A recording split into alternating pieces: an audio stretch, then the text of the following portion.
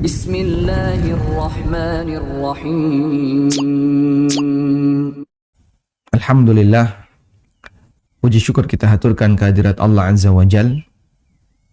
Di kesempatan pagi hari ini kembali kita belajar bersama membaca buku Ada Orang Utang. Dan insya Allah kita akan membaca adab Al-Quran yang mengajarkan tentang bagaimana cara transaksi utang piutang yang ideal. Perlu diperhatikan di sini bahwa kita tidak membahas Al-Quran memotivasi orang berutang.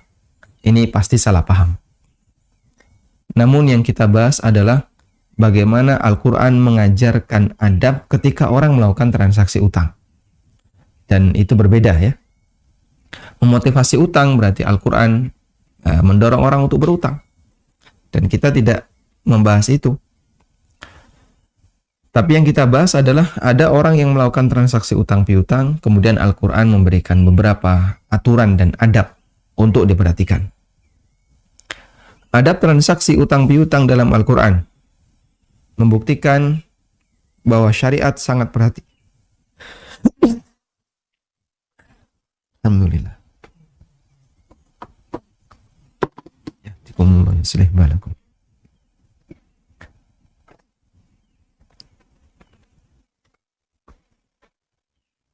Nah, kita baca satu quote di sini ya. Adab transaksi utang piutang dalam Al-Quran membuktikan bahwasannya syariat sangat memperhatikan terhadap prinsip aman konflik ketika bermuamalah. Karena tujuan besar adanya adab dan aturan dalam muamalah adalah dalam rangka untuk menghindari potensi konflik di antara Bani Adam. Sehingga kenapa Islam memberikan batasan, tidak boleh riba, tidak boleh gharar, tidak boleh aneka transaksi yang haram yang lainnya. Satu tujuan terbesarnya dalam rangka untuk menghindari konflik di tengah masyarakat. Dan Al-Quran mengajarkan berbagai macam adab agar kita perhatikan secara maksimal. Karena kesempurnaan jelas ada pada hukum Allah Subhanahu wa Ta'ala. Sebagaimana Nabi Muhammad sallallahu alaihi wasallam ketika ada orang yang bertanya kepada Aisyah mengenai seperti apakah akhlak Rasulullah sallallahu alaihi wasallam. Aisyah radhiyallahu anha memberikan jawaban, "Ala taqra'ul Qur'an?" Kamu baca Quran enggak? Kemudian orang itu mengatakan, "Iya, saya baca Quran." Lalu kata Aisyah radhiyallahu anha, "Kana khuluquhul Qur'an." Akhlaknya Nabi sallallahu alaihi wasallam ada seisi Quran. Sehingga kalau kita melihat berbagai macam aturan yang Allah ajarkan dalam Al-Quran, kemudian kita melihat bagaimana adab-adab yang Allah ajarkan dalam Al-Quran, seperti itulah gambaran sosok Nabi kita Muhammad sallallahu alaihi wasallam. Baik, kita coba baca. Selain mengajarkan panduan bagi orang yang melakukan transaksi utang piutang agar tidak terjebak dalam riba, syariat juga mengajarkan beberapa adab umum untuk kepentingan keamanan transaksi utang dan menghindari setiap potensi sengketa di belakang. Jadi Al-Quran dalam membahas masalah utang piutang tidak hanya yang berkaitan dengan riba, tapi Quran juga mengajarkan beberapa adab umum untuk kepentingan keamanan transaksi utang dan menghindari setiap potensi sengketa di belakang. Berikut beberapa adab yang disebutkan dalam Al-Quran terkait utang piutang. Yang pertama, mencatat transaksi utang piutang. Allah ajarkan dalam Al-Quran sebagaimana dalam firman-Nya, "Ya ayyuhalladzina amanu, idza tadayantum bidainin ila ajalim musamma." Wahai orang-orang yang beriman, apabila kalian melakukan transaksi utang piutang ila ajalim musamma, sampai batas waktu tertentu, faktubuhu, maka catatlah. Wal yaktub bainakum katibun bil adl, dan hendaknya di antara kalian ada tukang catat dan mencatatnya dengan prinsip al-adl, dengan prinsip mengedepankan kebenaran.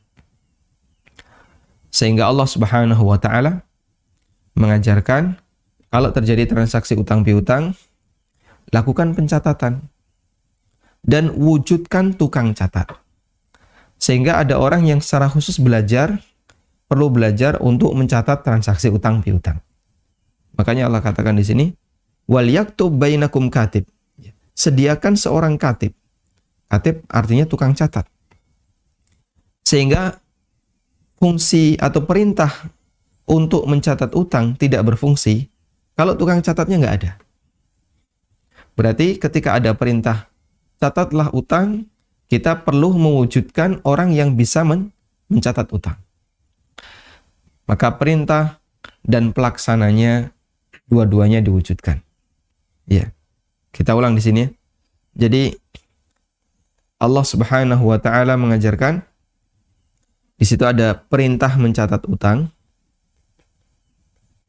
Perintah mencatat utang. Berarti di saat yang sama harus ada apa?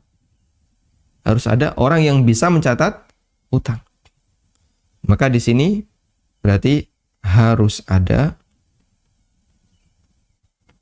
orang yang bisa mencatat utang. Perintah ini tidak akan berfungsi kalau yang kedua nggak ada. Nggak ada yang bisa nyatat. Dan di masa silam, yang namanya orang yang mencatat atau orang yang bisa menulis itu sedikit. Terhitung sedikit dan langka. Karena seperti yang kita tahu, kebanyakan orang mereka tidak bisa membaca dan menulis. Sehingga Rasulullah SAW yang disebut oleh Allah sebagai Rasul yang diutus di tengah umat, di tengah orang Arab. Walladzi ba'atha, Allah berfirman, walladzi ba'atha fil ummiyin. Dialah zat yang telah mengutus di tengah orang-orang ummiyun, yaitu orang Arab. Di mana orang Arab disebut sebagai orang yang ummi karena mereka punya ciri tidak bisa membaca dan menulis. Baik. Sehingga ayat ini berisi perintah untuk mencatat setiap akad utang piutang. Lalu perintah di sini apakah hukumnya wajib ataukah anjuran? Bisa jadi hukumnya wajib, bisa juga hukumnya anjuran. Mengingat adanya kebutuhan besar untuk mencatatnya. Jika tidak dicatat, mudah terjadi kesalahan, mudah lupa, berpotensi terjadi sengketa, dan semua dampak buruk yang lainnya. Maka menurut Imam As-Sa'di rahimahullah, bahwa mengenai hukum mencatat utang, hukum mencatat utang, ada dua. Ada hukumnya anjuran. Dan para ulama mengatakan ini hukum asal. Pada asalnya mencatat utang itu sifatnya hanya anjuran. Tapi bisa pada keadaan wajib, bisa menjadi wajib jika ada ada tuntutan untuk dicatat. Ada alasan ini harus dicatat.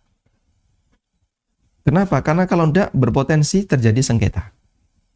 Dan kita tidak boleh melakukan perbuatan, sengaja melakukan perbuatan yang mengarah kepada potensi sengketa. Kalau kamu melakukannya, ini pasti bikin berantem. Bikin ribut. Bikin ketegangan di antara masyarakat. Terus, boleh nggak kita tetap melakukannya? Nggak boleh. Kalau sudah tahu itu akan bikin ribut, bikin berantem, bikin ketegangan di tengah masyarakat, ya jangan dilakukan. Kita tidak boleh secara sengaja melakukan perbuatan yang berpotensi menghasilkan sengketa. Baik. Dan itu dijadikan alasan oleh Imam As-Sa'di rahimahullah untuk mengatakan bahwa mencatat utang ada yang hukumnya wajib ketika di situ berpotensi terjadinya pelanggaran atau berpotensi terjadinya sengketa di antara pelaku akad. Kita lanjutkan.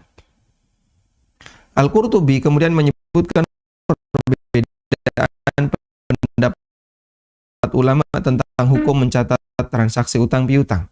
Mengatakan mencatat transaksi utang piutang hukumnya wajib.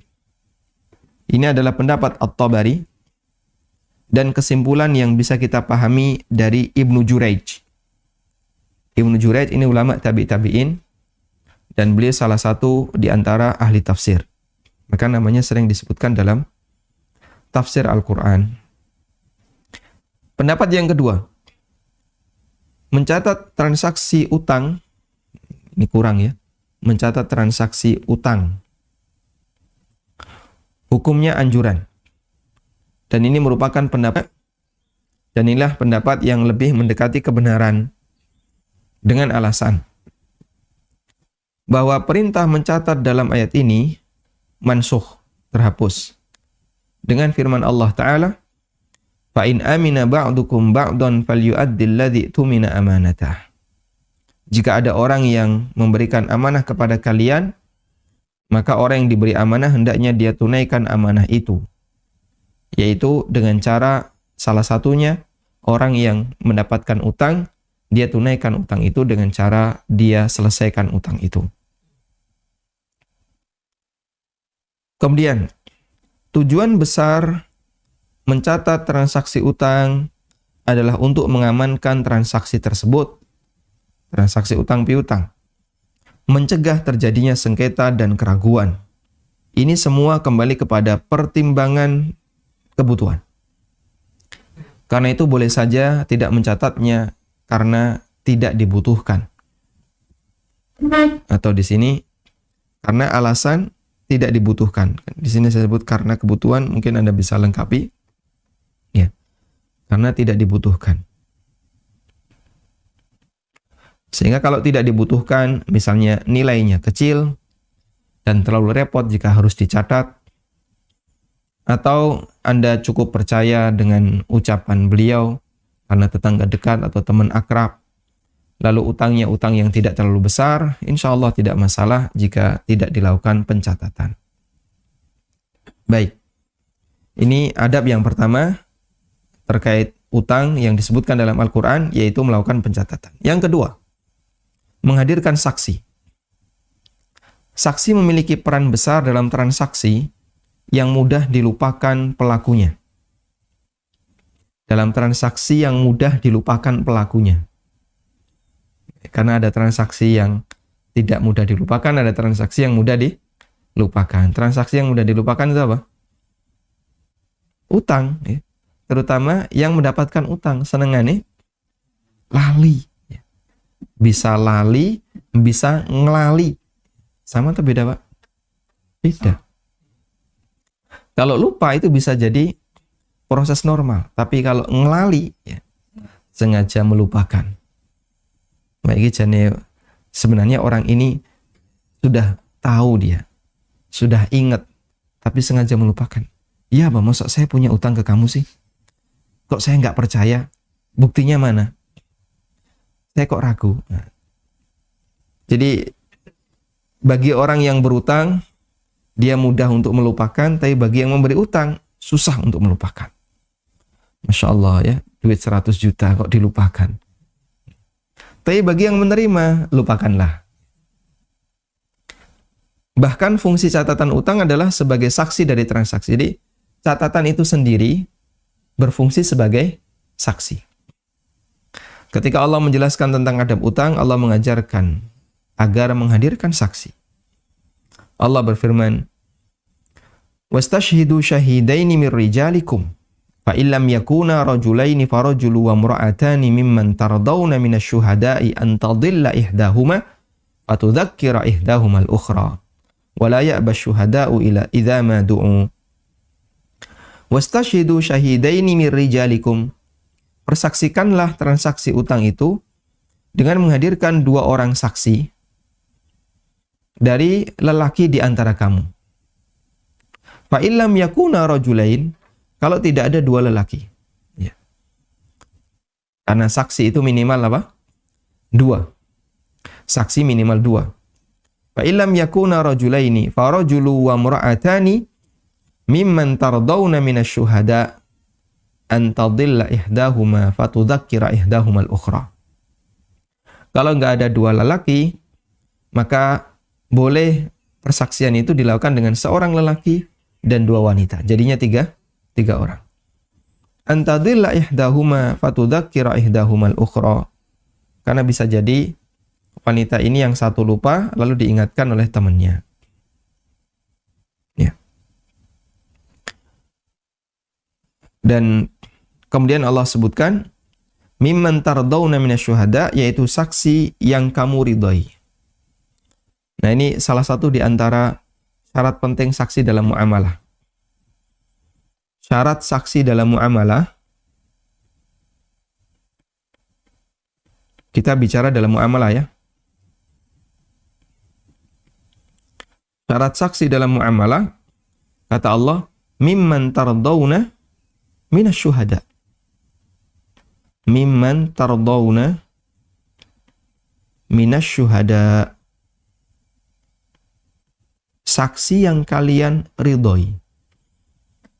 Artinya kalian ridho, rela untuk menjadikan si A ini jadi saksi. Ini itu berbeda-beda antara satu orang dengan orang yang lain. Sehingga kalau dalam transaksi, yang transaksi itu nilainya gede, kemudian ini bisa berpotensi terjadi sengketa. Mungkin saksi yang dihadirkan, jangan preman. Saksi yang dihadirkan bisa jadi orang tokoh masyarakat di situ. Misalnya seorang ustadz. Atau biasanya ya, kalau di kampung itu Pak Dukuh. Jadi A sama B melakukan transaksi jual beli tanah. Jabatan di Indonesia yang seumur hidup itu kan Pak Dukuh ya. Pak Dukuh itu seumur hidup. Ya. Jadi A sama B melakukan transaksi jual beli tanah. Ketika mereka melakukan transaksi jual beli tanah, biasanya yang dihadirkan minimal itu kelas RW. Kalau tidak ada ya minimal RT atau Pak Dukuh. Pak Dukuh RW RT. Nah itu sebenarnya praktek itu sesuai dengan apa yang disebutkan dalam Al-Quran, mimman tardawna minasyuhada. Kenapa yang nggak jadi saksi pembantu rumahnya si A, si B? Ya, pembantu kurang berkelas. Dalam arti, kalau ini terjadi sengketa, dia bicara, orang nggak percaya. Ya, terjadi sengketa, kemudian siapa saksinya? Kemarin waktu transaksi yang jadi saksi adalah misalnya Painem. Hadirkan Painem. Orangnya sudah sepuh, ya sudah tua. Kadang kalau bicara nggak jelas, kemudian orangnya pemalu, disuruh bicara di depan umum banyak orang. Sekarang Painem yang jadi saksi. Ya bisa jadi dia gemeteran. Ketika dia bicara, suaranya jadi tambah nggak jelas. Ini orang yang secara mental kurang begitu kuat dan secara status sosial kurang begitu dilihat di mata masyarakat, maka kalau jadi saksi bisa jadi nilainya sangat lemah. Atau aja yang jadi saksi Pak Ijo. Hadirkan Pak Ijo. Pak Ijo ini tukang ngapusi. Pak Ijo itu sukanya berbohong, suka berdusta. Dijadikan saksi. Ya sudah kalau begitu Mukidi aja. Mukidi preman ya. Jadi mimman tardawna minasyuhada, jadikan saksi orang yang kalian ridhoi. Ini sebenarnya sudah banyak dipraktikkan oleh masyarakat. Makanya mereka kalau transaksinya gede biasanya menghadirkan Pak Dukuh, menghadirkan Pak RW, menghadirkan minimal Pak RT dalam rangka untuk jadi saksi. Baik. Saksi itu bertingkat jamaah. Saksi itu bertingkat. Ya. Untuk saksi yang paling berat, tingkatan saksi yang paling berat itu persaksian zina. Ini berapa? 4. Ya. Arba'ata syuhada. 4 saksi. Harus ada 4 saksi. 4 saksi mereka hadir dalam waktu yang sama, di kejadian yang tempatnya sama, dan mereka melihat bersamaan. Coba, kira-kira memungkinkan nggak itu dilakukan? Ya. Jadi ada orang berzina, disaksikan 4 orang, itu hampir mustahil.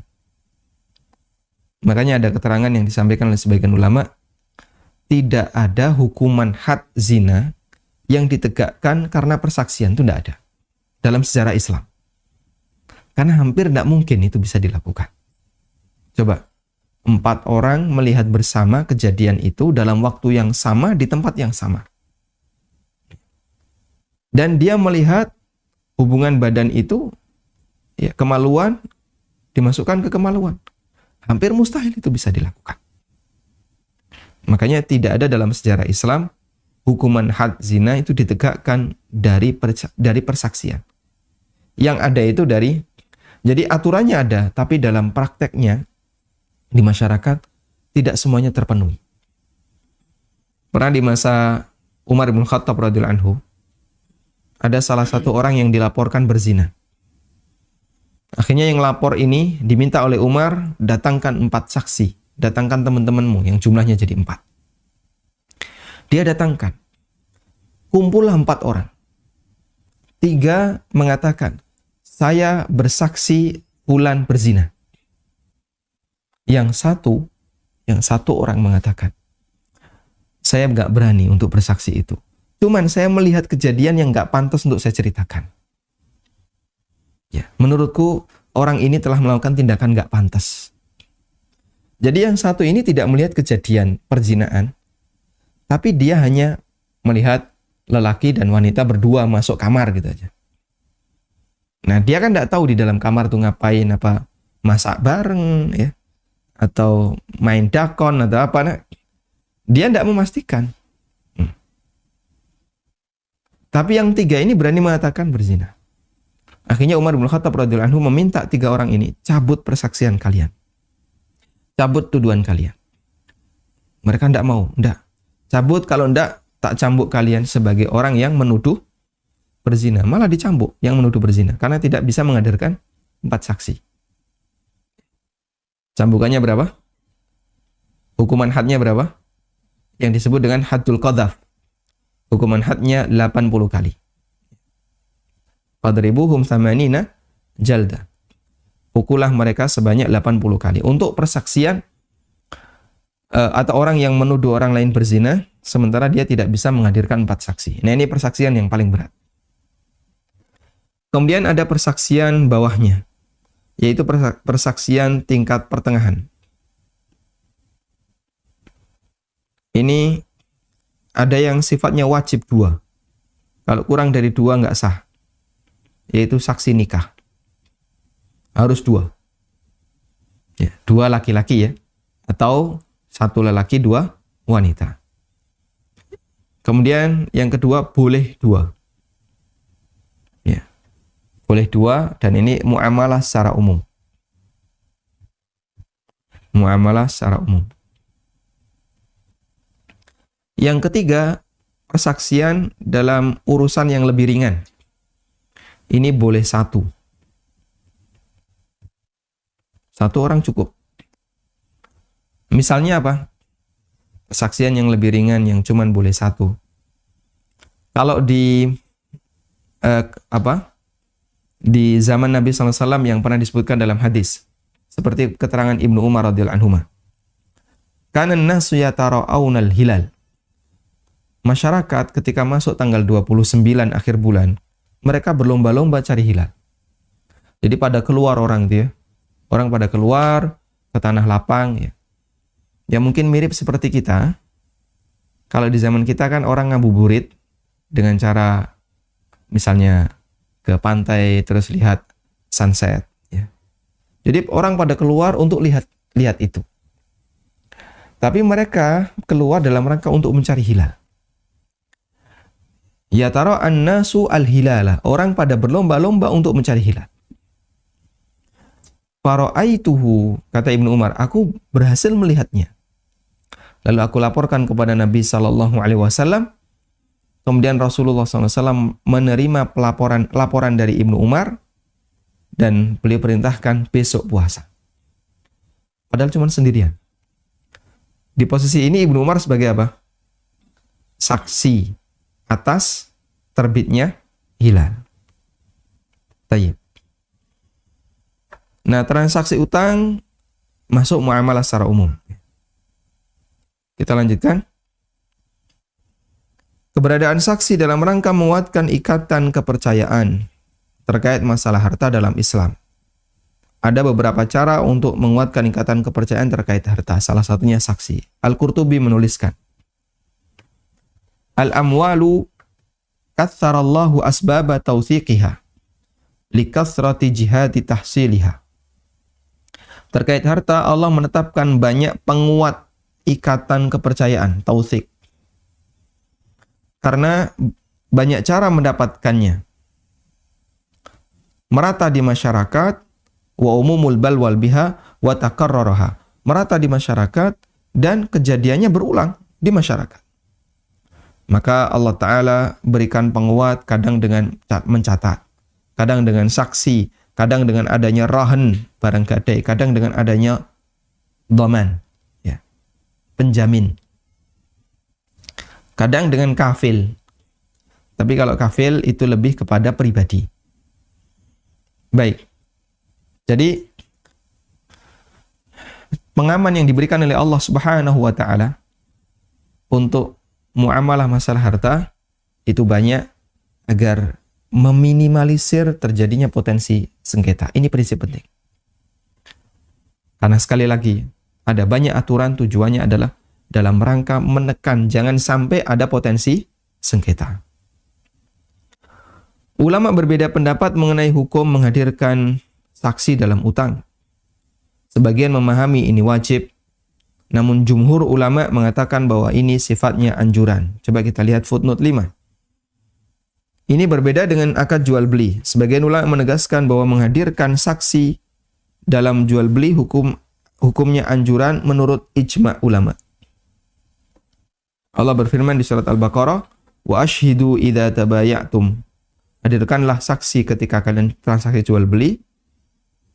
Al-Allamah Sulaiman Al-Jamal, ulama Syafi'iyah, beliau mengatakan,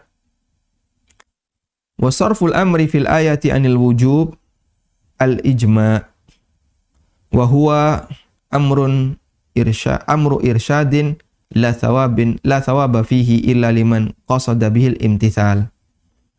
Ulama sepakat perintah dalam ayat ini tidak dipahami sebagai perintah wajib, namun dipahami sebagai perintah yang berisi arahan. Sehingga hukum asalnya tidak ada nilai pahala kecuali jika dilakukan dengan niat, dengan maksud, maksudnya dengan niat untuk mengamalkan ayat. Dan Nabi SAW pernah melakukan akad jual beli tanpa saksi, berkali-kali. Berkali-kali tanpa saksi. Dilakukan oleh sahabat maupun Rasulullah SAW. Baik. Selanjutnya di sini kami sebutkan yang lebih tepat, keberadaan saksi dalam transaksi utang tidak wajib.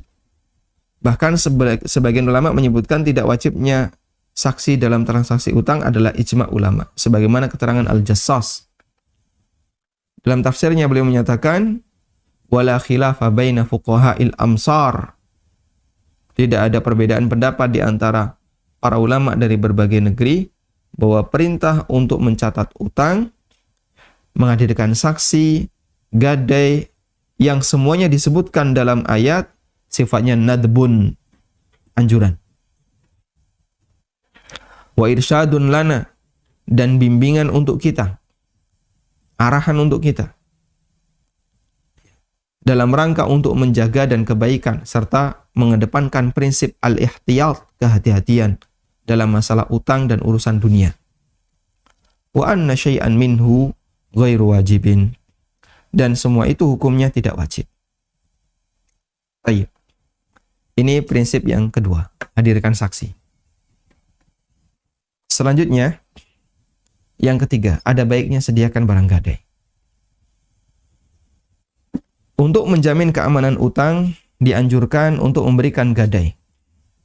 Merupakan satu kebiasaan di masyarakat, nilai barang gadai lebih besar daripada nilai utang. Tentang keberadaan gadai, Allah memberikan arahan, wa in kuntum ala safarin wa lam tajidu katiban farihanum maqbudah. Jika kamu dalam perjalanan, dalam bermuamalah secara tidak tunai, dan bermuamalah secara tidak tunai, sedang kamu tidak memperoleh seorang penulis, maka hendaknya utang itu diiringi dengan barang tanggungan yang dipegang oleh yang memberi utang. Sehingga berikan barang gadai. Dengan adanya gadai, tanggungan utang akan lebih ringan. Karena itulah Nabi SAW memberikan gadai, sebagaimana disebutkan dalam hadis yang akan dibawakan di bawah ini. Baju beliau tergadaikan kepada Yahudi untuk jaminan utang 30 sok gandum. Dan tentu saja nilai baju besi lebih mahal dibandingkan 30 sok gandum. Kemana sudah kita bahas ini ya? Ketika kita menggali hikmah dari praktek utangnya Nabi SAW, 1 sok gandum. Kenapa kok sampai beliau utang 1 sok gandum? Atau 30 sok gandum? Keterangan Aisyah radhiyallahu anha, ketika Rasulullah SAW wafat, baju besi beliau tergadaikan kepada orang Yahudi dengan 30 sok gandum. Juga dalam riwayat Ibnu Abbas radhiyallahu anhuma, beliau menceritakan, tatkala Rasulullah SAW diwafatkan oleh Allah, beliau tidak meninggalkan warisan berupa 1 dinar, maupun 1 dirham, maupun budak laki, budak perempuan. Sementara beliau tinggalkan baju besinya tergadaikan kepada orang Yahudi untuk membeli 30 sok gandum yang beliau gunakan untuk bahan kebutuhan pokok beliau dan keluarganya. Masya Allah. Baik. Sehingga Rasulullah SAW ketika itu utang karena sekali lagi adalah pilihan terakhir dan beliau terpaksa untuk itu. Dan itu pun dikasih pengaman berupa baju besi. Dan Anda lakukan ini sebagai wujud untuk meyakinkan orang yang memberi utang. Saya jujur, saya utang tujuannya adalah dalam rangka untuk saya kembalikan. Bukan untuk dibawa lari, tidak mau bayar dan seterusnya. Wallahu ta'ala alam. Walhamdulillahirabbil alamin. Sampai di sini pembahasan kita terkait adab utang piutang dalam Al-Qur'an, dan kita masih punya adab yang satu lagi, yaitu menghadirkan penjamin. Namun nanti akan kita gali juga, di sini saya sebutkan dhamin ya. Nanti kita juga akan menggali tentang kafalah. Karena akad penjaminan ada dhamana, ada rihana, ada kafalah. Ini menggunakan barang gadai, sudah kita bahas. Nah, yang belum 2 ini, insya Allah akan kita kaji di pertemuan berikutnya, agar kita bisa lebih maksimal dalam melihat seperti apa akad dhamanah dan akad kafalah. Demikian yang bisa kita sampaikan. Wassallallahu ala nabiyyina Muhammadin wa ala alihi wa sahbihi wasallam.